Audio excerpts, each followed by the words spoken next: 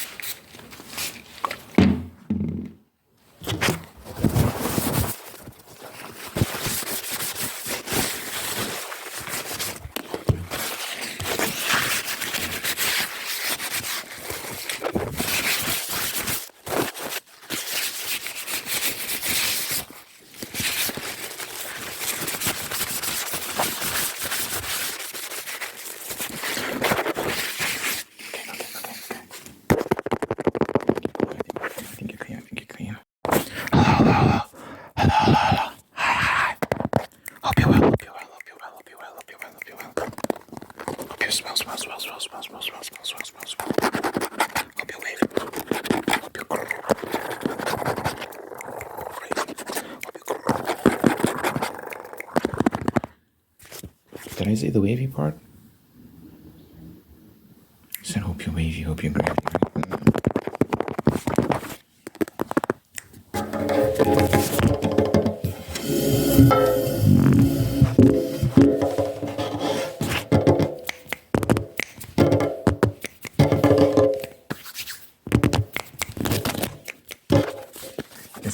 Listen.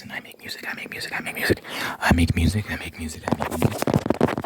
doing a song a day challenge. So drop a song a day until the end of the year. The goal is to drop a song a day. The goal is to drop a song at the end of the year. I drop 7 songs every Friday.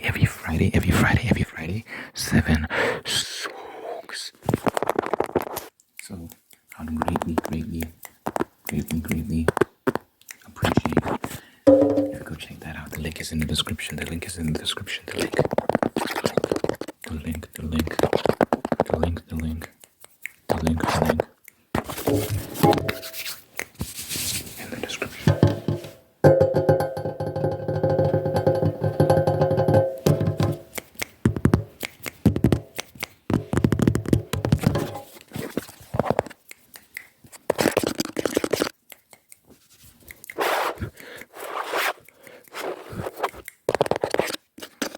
Okay.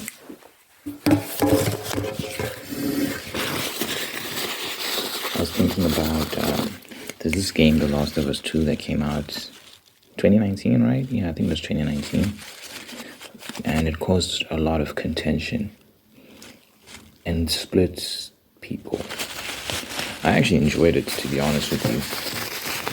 I wasn't a fan of the ideological dispositions at work within the narrative. So it's like a whole bunch of like the transgenderism and the feminism and what other isms are they? I think those are the 2 main ones, right? Really. But regardless of all that, I thought it was very dark. So I wouldn't say I enjoyed the game. That's the wrong word to use. I enjoyed it in the sense that it was captivating, and I thought the gameplay was great, and obviously the graphics were amazing, and so much of it was great. I don't think it's a perfect game. That doesn't exist, right? But I did think it was a good product. Again, I wasn't a fan of the nonsensical woke talking points, but I don't know, man. I can't lie and be like, I thought it was a horrible game, because I feel like I didn't go into it expecting to hate it, because what happened was, when it came out, before it came out rather, there were leaks pertaining to the story. Like, they leaked a bunch of story details, and people were livid when they heard that. Spoiler alert, big spoiler alert, you've been warned if you plan on playing the game. But they had heard that one of the main characters, Joel, even if you're watching the Last of Us series, it's based off of the game. So if you're watching the Last of Us series, I'm about to spoil the series for you as well, because Last of Us 2 is going to be season 2 of this. Anyway, Joel dies, and he doesn't just die. They killed him so brutally, so mercilessly. He got tortured before he died. He got tortured by this woman, Abby, because he'd killed her father in the first game, because her father was trying to kill Ellie. But you know, Joe had his reasons, but it was still like the way he killed her father was also kind of brutal. No, it's just a gunshot to the head, I think. Can't remember exactly the exact details. But in my mind, I'm like, you didn't have to kill him. You could have shot him in the leg or something. Just immobilized him. The death thing wasn't necessary. But anyway, it is what it is. What's done is done. So Abby was out for vengeance. She finally caught him and killed him.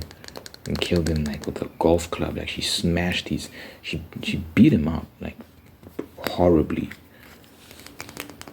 And then killed him. In front of Ellie too. It was brutal, dude. People were very upset about that. It's like, you're disrespecting this character that we love. And yeah, now that I think about it, like, it was kind of it was kind of brutal.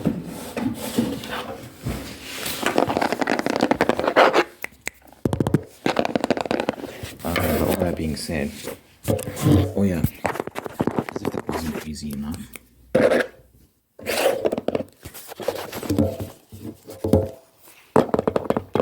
As if all that wasn't crazy enough. Yeah, I'm show my face. Yeah, that's not gonna work. What can I do? It's moving around for me to prop my phone. I don't think so.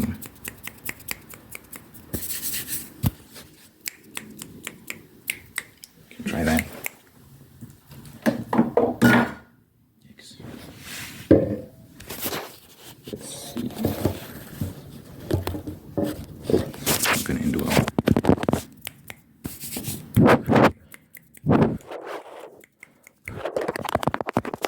Okay, hold on.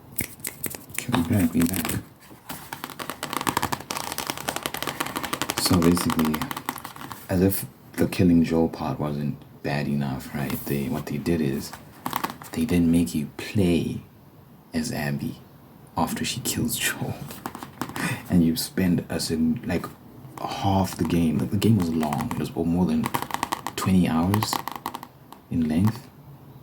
Yeah, it was more than 20 hours in length, and half of that is spent playing as Abby, the person that killed Joel. People were they lost their minds. And listen, man, it's a bold choice. It's a risk they took. I think in art you have to take risks. And that was, as far as risks go, hold on.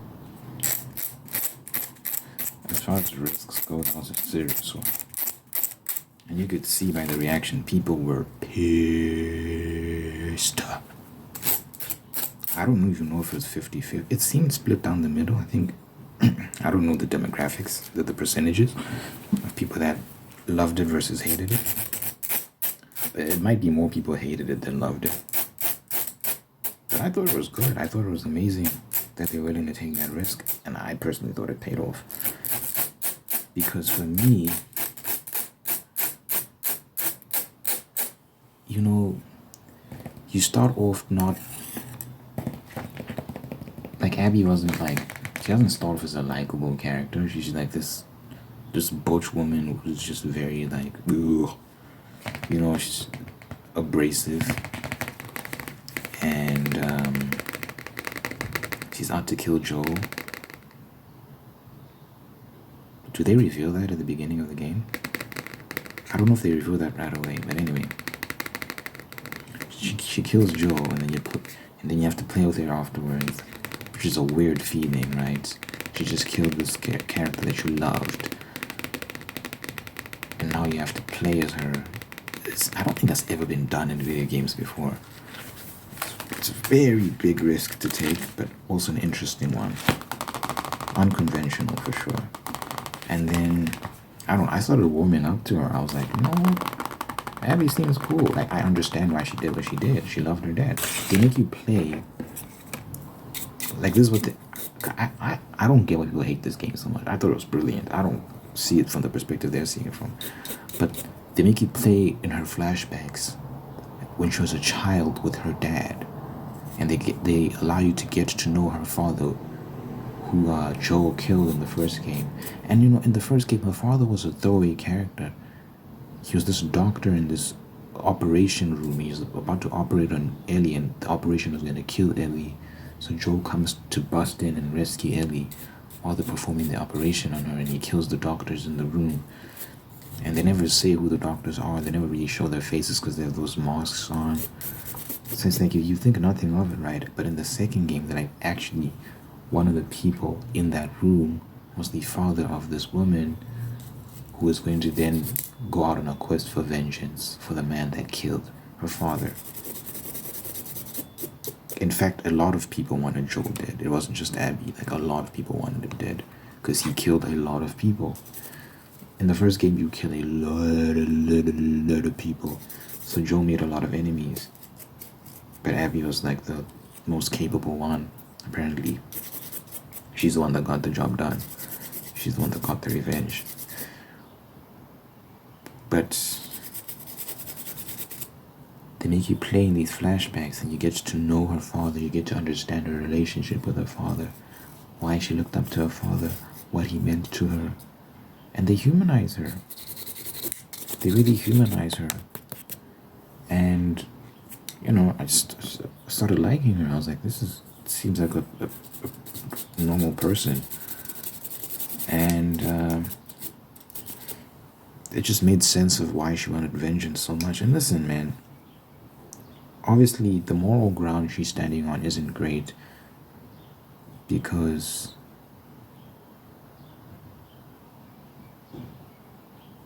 her father got killed by a man who was simply protecting this young girl.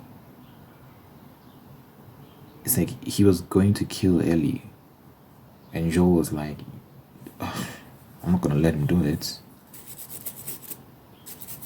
Because I remember there was a standoff at the end. Yeah, now I remember. There was a standoff at the end where Joel was carrying Ellie in his arms. He's about to leave the operation room. I think her father was still alive at that point. And he's like, I'm not letting you leave with her. We need her. Because it's a zombie apocalypse, basically. And Ellie's the only person that's immune. So they needed to cut her open to analyze her brain and then synthesize a cure of some sort, right? Or whatever. Or a vaccine of some sort. I don't know. So they couldn't let her go for that. But Joel was like, I'm not willing to sacrifice her for this. So he killed the doctor that was standing in his way. I mean, it is what it is, right? I don't know. Is it right? Is it wrong?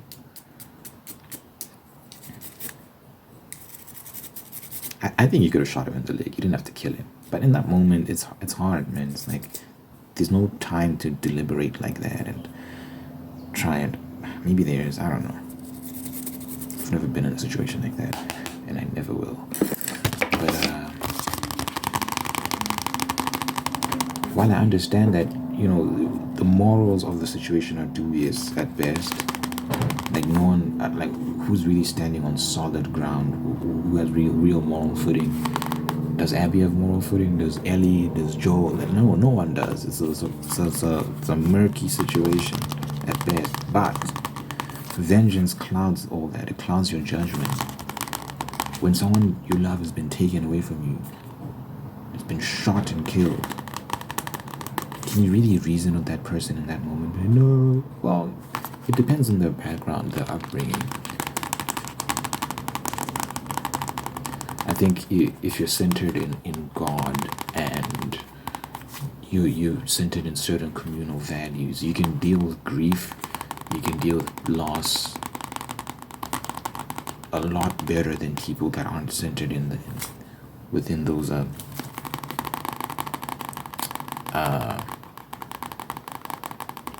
spiritual faculties, whatever you may call them. But So that's what we saw play out. She had no way of processing that other than I must avenge him. I must hurt the person who hurt me and hurt my father. It makes sense to me. People are like, it doesn't make sense. Like, because she's you have no moral right to do that. And I'm like, guys, it's not about moral rights. It's about she was hurt people that hurt people. That's the gist of it. Like, it's not a complicated concept.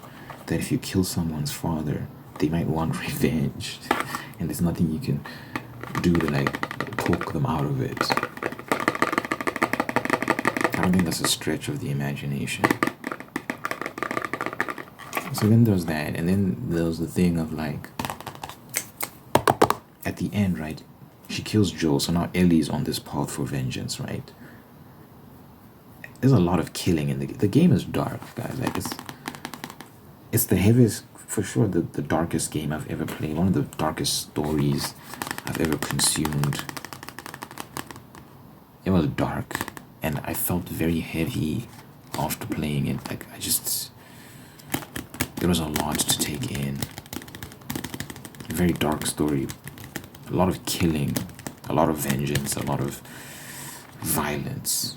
It's bloody murder, dude. This game was graphic. Oh my god. The violence was insane.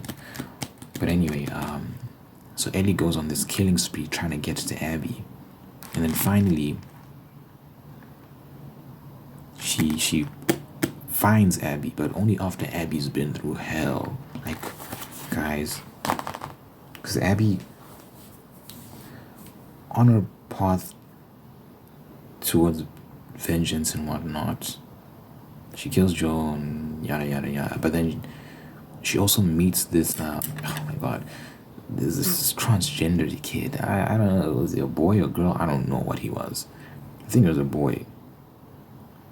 No, it was originally a girl, and she identifies as a boy, so they pretend like she's a boy. And what ends up happening is Abby meets this girl, and they become companions, and then they continue the rest of the journey of the game together, but they get captured. Because this is a post-apocalyptic world. It's lawless, it's crazy, and they get captured by these human traffickers and are held in this compound, in this house, as slaves. I think they're being used as labor or something, and they're not being treated well. So when you start the game playing as Abby, she's this butch woman. She's buff and she's strong and whatnot. But then you play as Ellie after you're done with Abby, and you find Abby in this compound, and she's tied up somewhere. And at first you don't recognize her, like, at all. Like, you do not know that it's her. She's skinny. Her cheeks are hollowed, like a, you know, when your cheeks are just, they're indented. And it does not look like the same person. They cut her hair because she had long hair before, and now it's like short. She just looks like a textbook lesbian, honestly. But like, she's just not the same person. And like, in that moment, despite her strong feelings towards Abby, wanting to murder her, she couldn't do it. She was like, damn, like, you've literally been through hell. And in that moment, I felt like they were saying, like, she's atoned for her sins. She killed Joel and she went to hell because of it. Like, she's atoned. She's paid the price. Like, Joel killed people too, Ellie. Remember that. Joel killed a lot of people. What Abby did to you, Joel did to countless people. We can argue about the circumstances that surrounded his actions and whether he was right or wrong. Listen, man. It would be hard for him to plead his case against Abby because he did the same exact thing to a lot of people. So,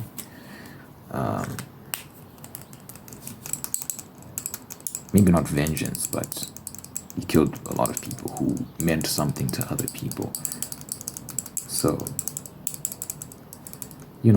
she finds Abby in this absolute state. It's just down bad. Is a husk of her former self. And she cuts her free and lets her go. But then decides later on, she's like, I can't let go of this feeling within me. I can't do it. I can't forgive her. So she pursues Abby again. She pursues her to this beach, and they get into a fight. The kid that Abby was with, the girl, she's like sleeping in this boat. No, she's not sleeping. She got injured, and she's like passed out in this boat. Because when they fled from that compound,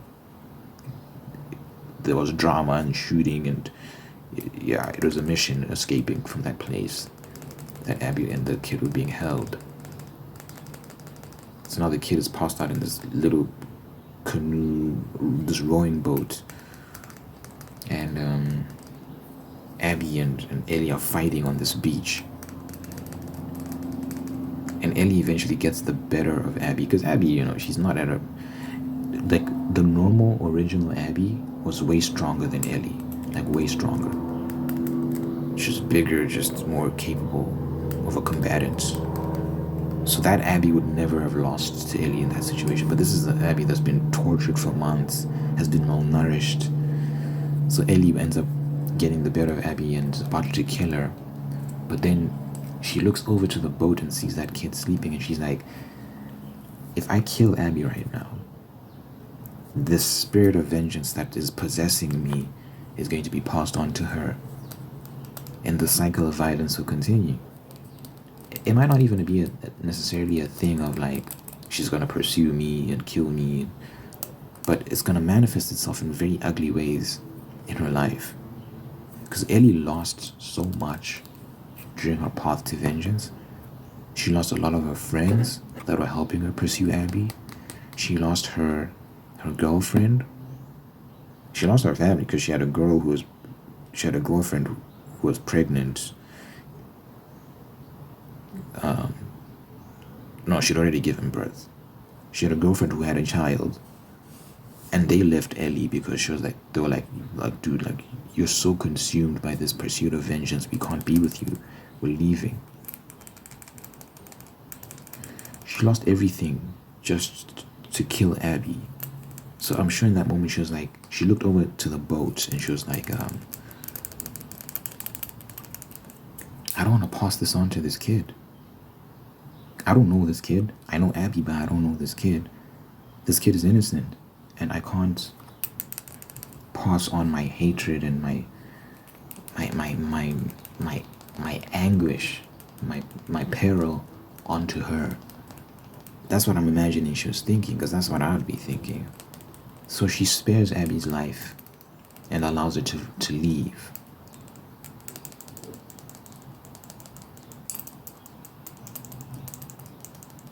And in doing so, breaks the cycle of violence finally. And I thought that was beautiful. I thought that was amazing. Other people were like, it doesn't make sense. Why would you? Because like the whole game is building towards Ellie killing Abby, and then at the end she just lets Abby go. I'm like, you're missing the whole point of that. How do you see it that way?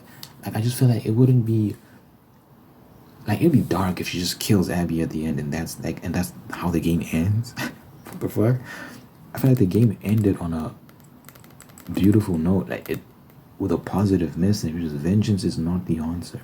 The Bible says the vengeance is the Lord's. If someone's done something to you, leave it to God. Trust that in some way, somehow, that person will receive their just dues. Like God will take care of them.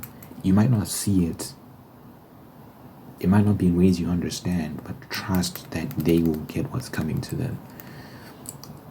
So never take vengeance upon yourself to fulfill that desire for retribution.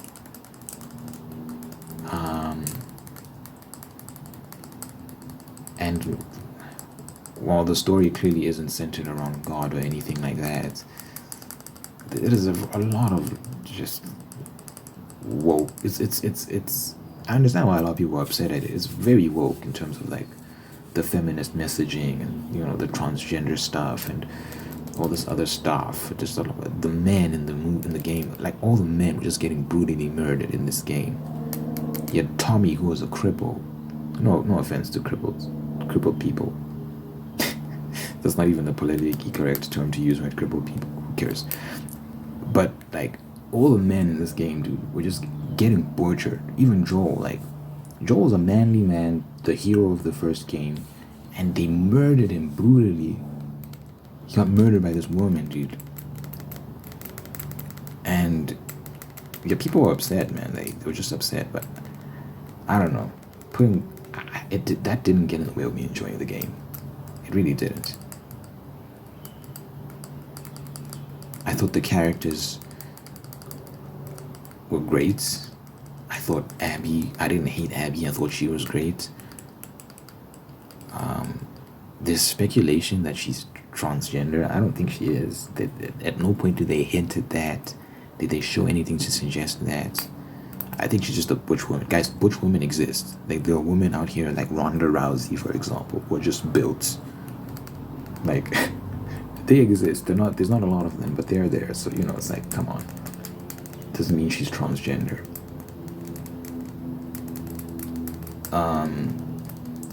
But anyway, I don't know. I liked it. The criticisms I've heard about the game, to me, are puzzling. I'm like, that's what I loved about the game. I thought it was amazing that they were willing to risk angering the audience by killing Joel. That's insane. What a risk, man. Because if you're not a gamer, you might not understand how revered Joel was as a character.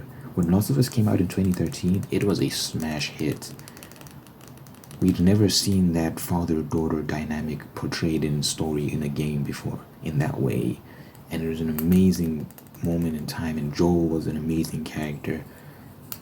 And they killed him. And they didn't just kill him, they tortured him first.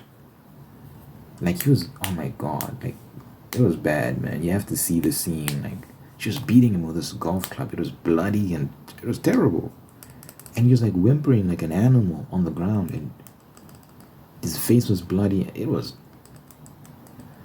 to see a character you love get treated like that is insane. But I'm like, guys, this is storytelling. We're not here to be fucking pussies. We're here to tell a story. It's the world they're in is gritty and unforgiving. It's harsh.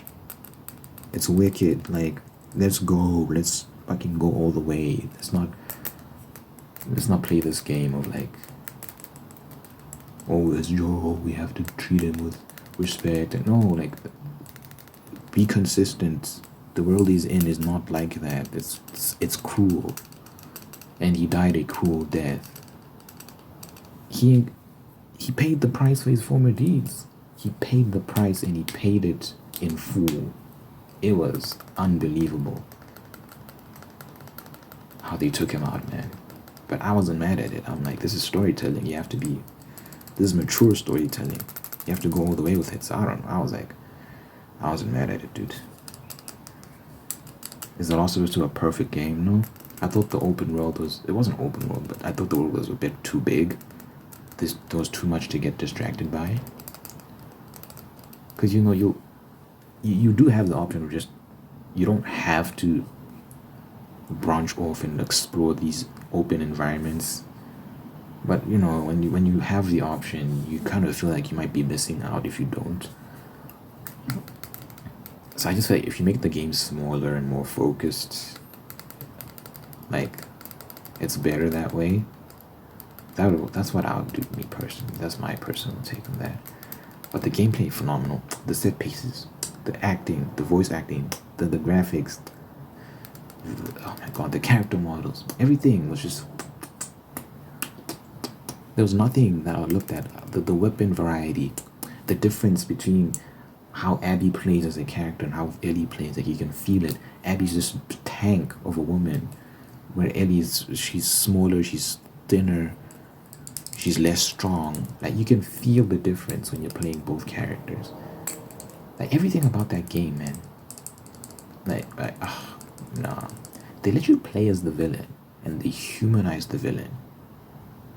And some of us came to like her towards the more we played with her. Unbelievable innovation, dude.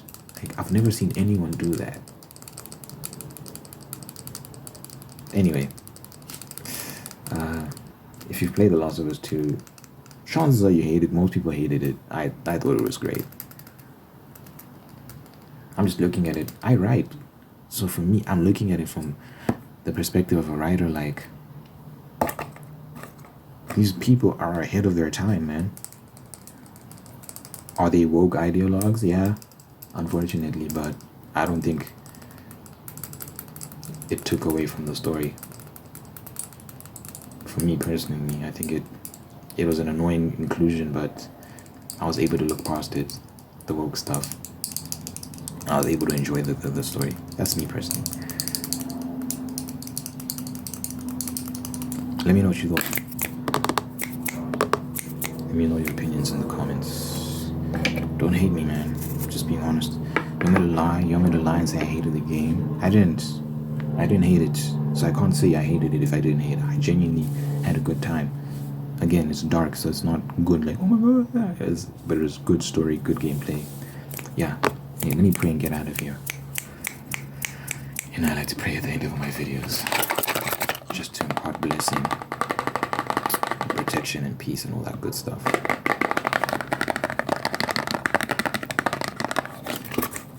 Dear Father God, I thank you for this individual watching this right now. Thank you for making them whole and unique.